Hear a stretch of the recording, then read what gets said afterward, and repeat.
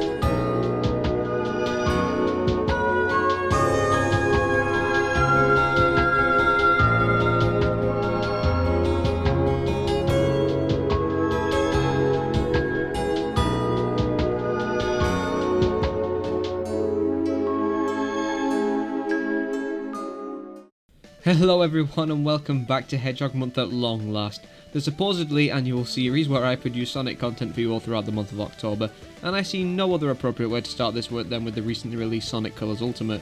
Now for some additional information that is important to note, I played the game on a PlayStation 5, meaning the load times were faster than what they probably were on the 4, as well as some other performance problems or performance boosters, etc. I'm not exactly a big fan of the original Sonic Colors on the Wii. As a matter of fact, I believe in DS version supremacy. And finally, I went for 100% completion, which means all the S ranks, all the cosmetics, all the red rings, all the Chaos Emeralds, all that good stuff. And obviously that includes the PlayStation Network Platinum Trophy. So now that we're up to speed, let's kick off. So the plot of Sonic Colors Ultimate is left untouched and everything from the original Wii version is present. I was personally hoping for a bit of expansion that includes content from the DS version, but I wouldn't be against the idea of including that as DLC in the future.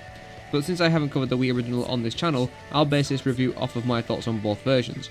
So Sonic and Tails decide to pay a visit to Eggman's interstellar amusement park to foil whatever evil scheme he's got cooking up behind the tourist haven. Of course, Eggman isn't using this park as a way to repent for his misdeeds, as he says. Rather, it's to chain up surrounding planets similar to what happened to Little Planet in Sonic CD, only this time it's done to capture these alien creatures called the Wisps, in order to drain them of their power to use for his own purposes. It's pretty simple stuff.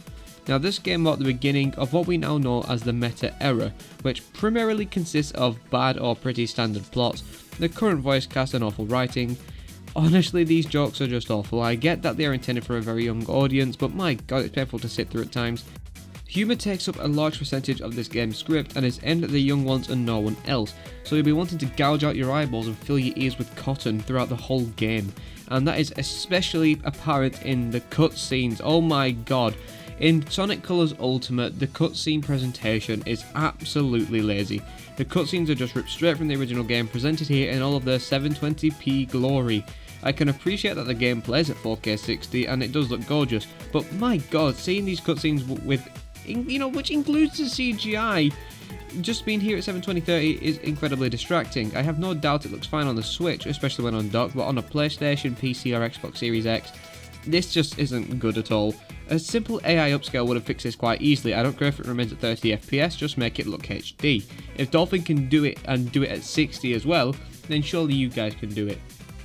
Anyways, that's enough chatter about the lore and presentation, so let's talk about the actual gameplay, shall we? And, well, you know, it controls basically identically to the original game, so this is a faithful remaster. And that's cool and all, but there's only one problem with that. These controls aren't exactly the best. During the 2D sections, everything controls really nice and it is very responsive, if not a bit floaty during the double jump. But in the 3D sections, it's almost a little bit too responsive. I wouldn't really say responsive, if anything, I'd say it's a little bit loose. Sonic Unleashed had the 3D control almost nailed, it was just too stiff, but in Sonic Colors Ultimate, as well as Sonic Colors on the Wii, the control is a little bit too loose, so when you turn left and right, you'll feel like you're going there with the acceleration of like a jet or something. I mean, I get Sonic's supposed to be fast, but if it's not controllable, don't give it to us. Something Sonic Colors does that is unique compared to other Boost games is use forced playstyles in 3D. Now what I mean by this is swapping and locking controls based on the icon that appears on the bottom of the screen, which either lets you drift or quick step exclusively. The quick step is fine, even if you can push forward a few times, you might go the wrong way or accidentally quick step, it can be a bit finicky. But the drifting, I just cannot seem to enjoy the drifting in this game. And there's no surprise that Ultimate does not fine tune this a little bit. I didn't enjoy it in the original and I don't enjoy it here. Whereas Unleashed was very loose with its drifting, Colours is too tight, so it seems they've swapped the control for these two things, meaning it's difficult to actually make these turns sometimes, and it makes you stop dead in your tracks if you don't have enough speed. I get this was done to account for the lack of buttons on certain Wii control options, but at least make it possible in Ultimate to toggle between this or an automatic system, since we now have enough buttons on every available controller. But to give credit somewhere though, the level design does not make these control issues that big of a problem for the most part. In Colours' limest aspect, a large percentage of its levels have high volume of 2D sections that can last as little as a few seconds to being the whole level. But even if they are the best controlling parts of the game, it would be nice to have a bit more 3D in a 3D Sonic game, thank you very much. Each zone is split up into not 2, not 3, but rather 6 acts! Act 1 and Act 2 tend to be the longest levels, acting as what you call the main stages, mainly having the most 3D sections. But the others are kind of like mini stages that will last you less than 2 minutes, sometimes even 30 seconds. And they're just sections of previous stages in most cases, and I still think this is absolutely unnecessary, as some of these acts could just be part of others. For example, Act 2 of Sweet Mountain starts where Act 1 ends. Why not just make Act 1 a big stage? The answer is simple, and it's filler. To pad the runtime a little, each zone has 6 acts rather than 3, to include 18 more red rings, as well as 5 extra minutes out of viewport from load screens, as well as S ranks and cutscenes, etc. It was a case back then, and it is still the case now, which is a shame. And if you play it on a PlayStation 5 as I did, it becomes extremely apparent how short the game actually is when playing through the Eggshell game mode, which I'll get to in a minute. Ultimate also comes back with more collectibles, which are these medals, used to be exchanged for cosmetics for Sonic, called the Park Tokens. While I personally didn't find myself obsessing over the customization options, I still did use them, and I found it fun to gather these medals to unlock every cosmetic on offer. It's much more well done than the cosmetic system in Forces, and you are rewarded with these medals quite often, so you can pick and choose which cosmetic options you'd like to unlock rather than be given them randomly at the end of a stage.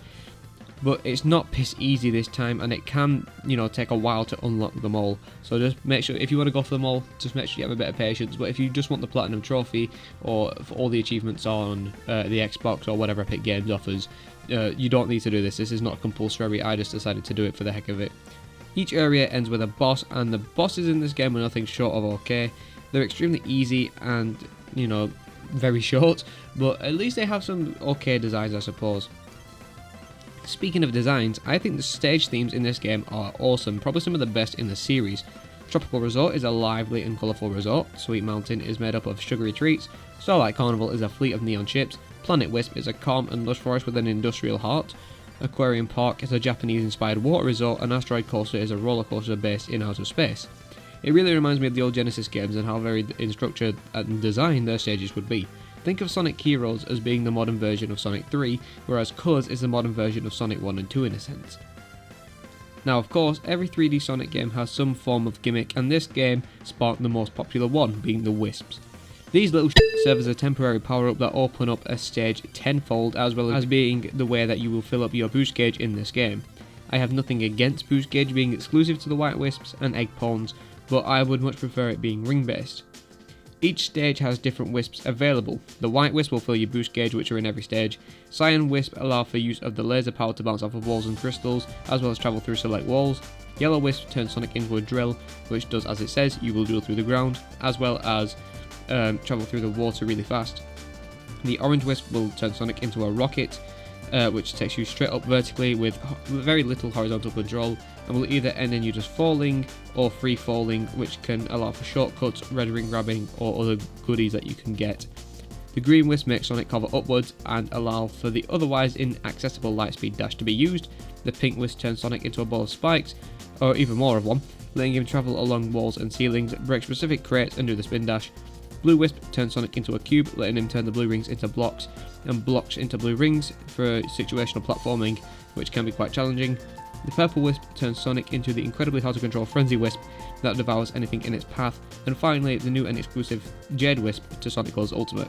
letting Sonic pass through floors and walls to take shortcuts or nab items, but it doesn't open up many new areas and can't be used freely. You'll only be able to use it on these specific jade coloured rings, and more often than not it is only used to grab collectibles and red rings.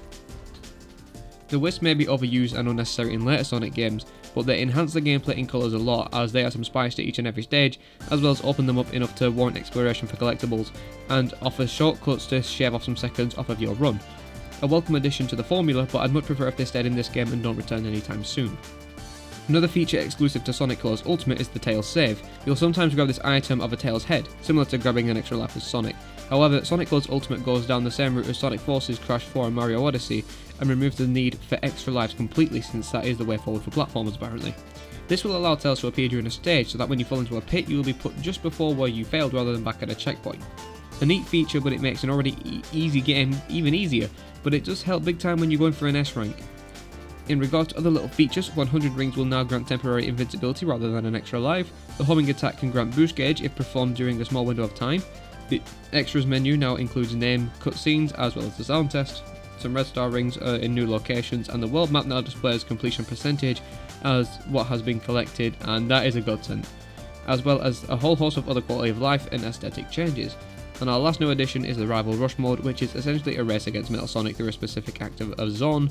It's fine enough, but adds nothing much of value, and its presentation is one of the laziest things I've ever seen, and it is quite clearly padding. Another thing to mention, of course, is the soundtrack and how a lot of it is remixed. Every zone uses remixes for Acts 1 to 3 apart from Tropical Resort, which keeps Act 2 the same but remixes Act 4, I believe it was, and the original track for 4 to 6. A fine addition, but some new tracks are worse than the original, so I think a toggle option would have been nice. The new vocal theme and boss theme, however, sound way better, as well as the credits theme. The soundtrack, simply titled Recolors, is still one of the best in the series, but I think I prefer the original even a slight bit more, mainly due to the stages being remixed in this game, you know, some of them being good, some of them being pretty meh. Sadly, Sonic Colors and Ultimate have many things I dislike. For example, the bosses being too easy, annoying completion process, nerf controls, padding is exhausting to get through, dialogue is awful, and then for some ultimate negatives, it's riddled with bugs, the visuals are bloom focused rather than actually giving off a sense of, you know, like actual shimmer and colour. The game's called Sonic Colors.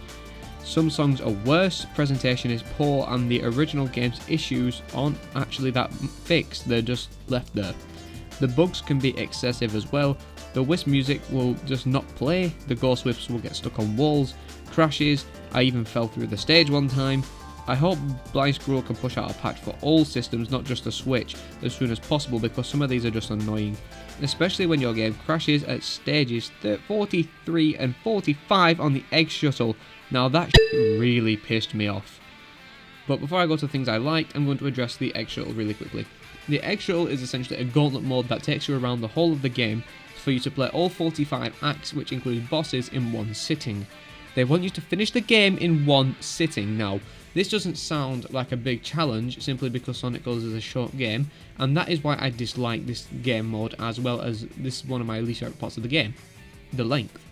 This took me, on the run that took 0 crashes, just over 70 minutes. Sonic Colors can be completed in just over an hour. If you're a casual who wants to play a game that doesn't want to go for the collectibles, you will finish this game in just over an hour. And you're really telling me that warrants $40? An hour of so many minor glitches that you probably won't catch on to, but then if you want to go for completion, it'll probably take you around 8 hours like it did in my case, maybe a bit more because of the crashes, but let's say around 8 hours. Some of these bugs you might not notice, but a lot of them you probably will. I had 5 total crashes on the Egg Shuttle stage, and the crashes were exclusive to this stage. I didn't have them anywhere else. I hope this is fixed, because I swear to God, this was one of the worst things about completing this game, the Egg Shuttle, and I really do hope no one else has to experience what I did. But we're going to get to some things that I like now, which is the amazing setting, the Wisps allowing for exploration, and it does encourage it. Red Rings encourage exploring as well. S ranks aren't just given to you, they actually require effort, and a great final boss with plenty of content to come after. In future updates, I of course want bugs and crashes to be fixed, but I also like to see control options being toggleable between automatic and manual for this quick step and the drift, and then obviously to toggle the OST to being the original. Maybe some more cosmetics, online races would be a good idea, and some more tuned controls rather than being the exact same. So as a whole, Sonic Colors is a pretty standard game, all things considered, but it was praised so much back in the day, and I can never seem to understand why. It is fun, and it does look good, and it has enough content to keep you going, but sadly said content isn't that good. The game has plenty of moments of shine, but far too many issues to ignore, and in the case of Sonic Colors Ultimate, it puts all this effort into things that aren't needed. We wanted better visuals and more fine-tuned gameplay, but most of the time it just doesn't happen. I do think Sonic Colors Ultimate tries to brush off the fact that it is a faithful remaster by adding in so many minor new features to distract us from what the actual product is. I have nothing against Sonic Colors Ultimate being released. I do think that it needed to be re-released because Dolphin isn't exactly accessible to everyone and around the world, because most people's PCs might not be able to do 4K 60. I know mine can't, but it can do 1080p 60, which is how I have been playing Colors since before Ultimate. And I do think that is, the 4K is nice and all, but I think I would rather play it on Dolphin because it doesn't add all these minor bugs and glitches into the game, and the visual aesthetic of the original being in 1080p compared to the bloom-induced 4K of Sonic Colors Ultimate, for me is a lot more bearable. So we're going to combine the review scores here because I do think this applies to both of them, because Sonic Colors Ultimate does add a lot of things I do like, but there are still a lot of things present that make the score go down for me, so both games get a 6.5 out of 10 for me. Sonic Colors and Ultimate are still nothing more than just underwhelming. Ultimate is not worth the $40, and personally I would wait for a price drop, so take that as you will, but like I said, if you already own this game on the Wii, you have no reason to play Sonic Colors Ultimate because there is nothing this game offers that is more value than what you already have on the Wii. If you want my personal opinion on how you should go about playing Sonic Colors, go and play the DS version.